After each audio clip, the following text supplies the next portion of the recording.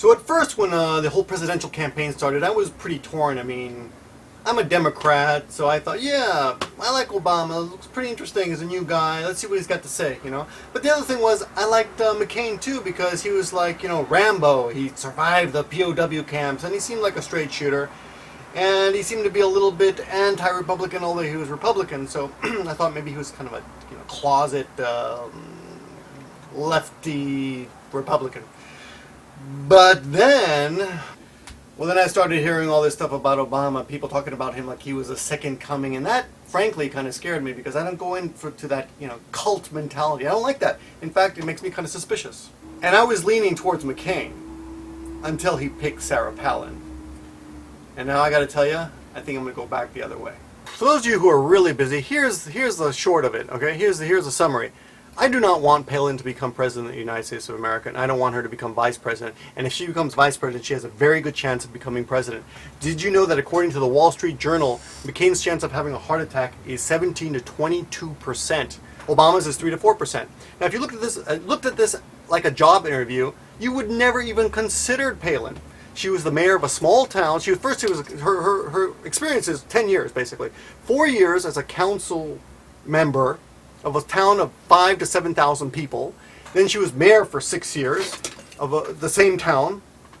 Then she's been governor for less than 2 years of Alaska, which has less than 700,000 people. She is not ready to lead this country. I watched her speech the other day. I did watch it. I did a lot of reading.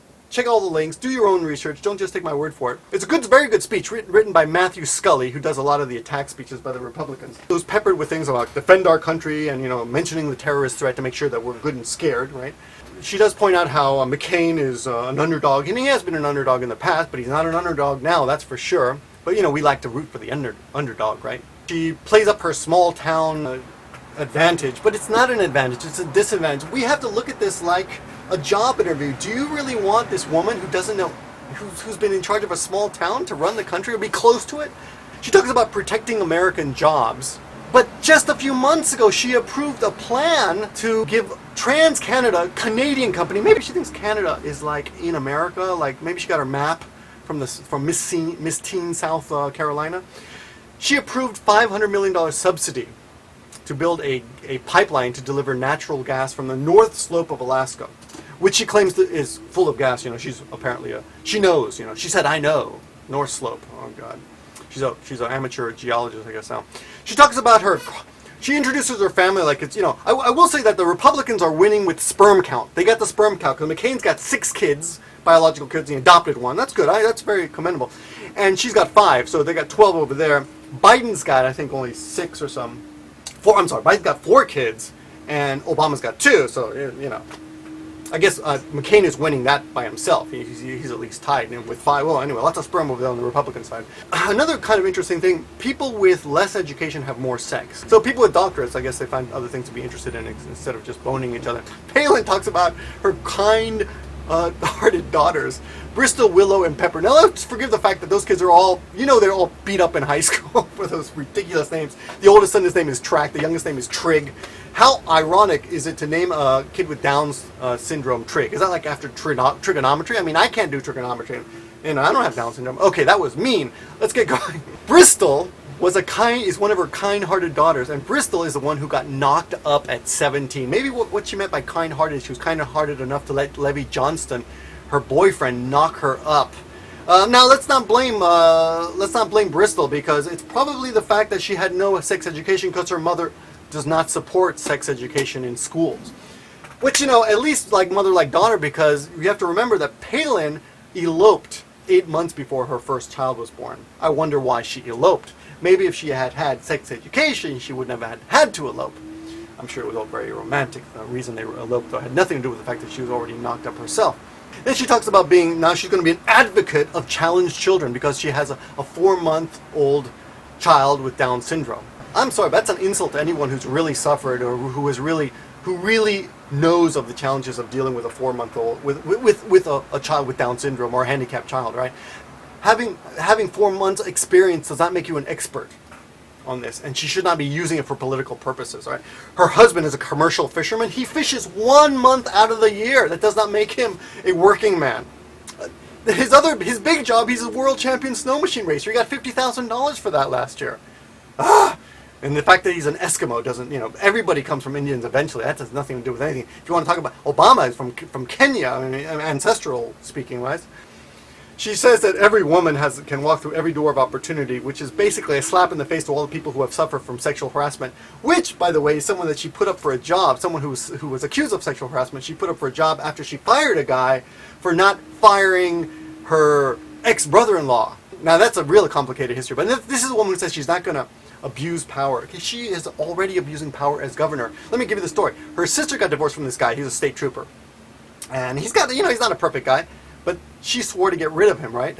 So she had no direct link to him. She couldn't fire him directly. So she contacted the guy who was over him and said, fire this guy. The guy refused. Eventually, he was fired, all right? Now, they have over 24 phone calls to this guy, from Palin's family, to this guy who was fired's house.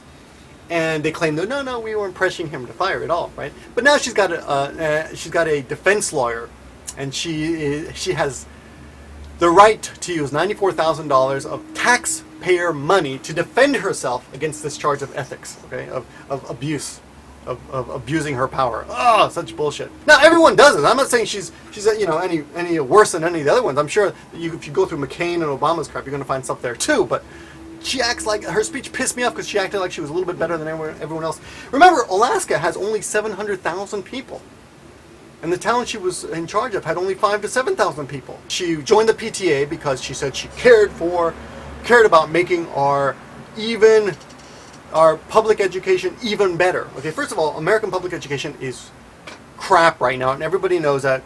That's something we've really got to work on. And she was only on the PTA for 1 year, so I guess she only cared for 1 year. Maybe she doesn't care anymore. She attacks Obama in a lot of good ways. The speechwriter does, at least. And one of those is how she says, we tend to prefer candidates who don't talk about us one way in Scranton and another way in San Francisco. Yeah, this is true, but she is not one to talk. You have to remember that bridge to nowhere that she vetoed when she was governor, she supported when she was mayor. As soon as she became a governor, she said, nope, I don't like it. And she says, we didn't need the money, so we said no thank you to the federal government, and we'll build our own bridge. She never returned the money. Alaska still has that money. She talks about politics as in a game of clashing parties and competing interests, but remember, this is the woman who abused her power. What would she do if she became vice president? And God forbid, what would she do if she became president? She says she is not for the status quo, and she's not for the good old boys network. But maybe that's true in the past. Let's say that was true in the past, but McCain is the good old boys network. McCain's father was a 4-star admiral, and McCain's grandfather was a 4-star admiral. She says that she wanted to get rid of things that she didn't think our citizens should pay for, so she put that luxury jet that the governor of Alaska had, and she thought that was over the top, so she put it on eBay, right? But she never mentions that it was never sold on eBay, and that it was just a publicity stunt. She says, I suspended the state fuel tax and championed reform to end the abuses of earmark spending by Congress.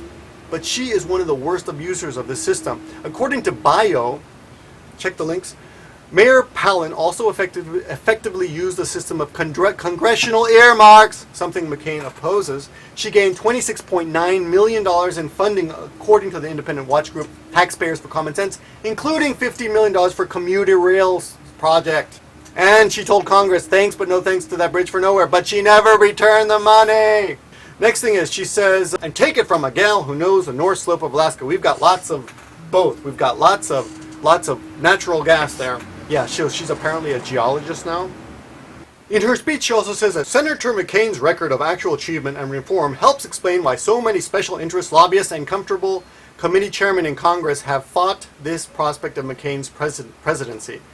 Okay, so how does she explain that McCain's campaign manager is Rick Davis, and Rick Davis is a career lobbyist.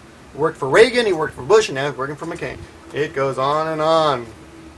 Well, look, in summary, we have to keep this lady far away. I like McCain. I don't agree with all his policies, but I think he's a good guy. I think he really wants to help this country. This is a mistake. We have to keep Palin far away from the White House. I thought at first it's a move of genius, Yeah, how does McCain top Obama? Well, the best thing to do is do what the Democrats would have done. Pick a woman. And highlight the fact that Obama doesn't have experience by picking someone who has the same experience of Obama, 10 years, which is what she does have. But she has 10 years in a dinky little state and a dinky little town. So in summary, Palin is a creationist. She's against gay marriage. She's against sex education. She's a good old boy, although she pretends she's not to. She is just as hypocritical and as much of a phony as all the other politicians. And she's not qualified for the job. This woman is a sports announcer, all right? Obama was president of the Harvard Law Review. Obama taught constitutional law for 6 years at Chicago University. Who's more qualified? Really, think about it, guys.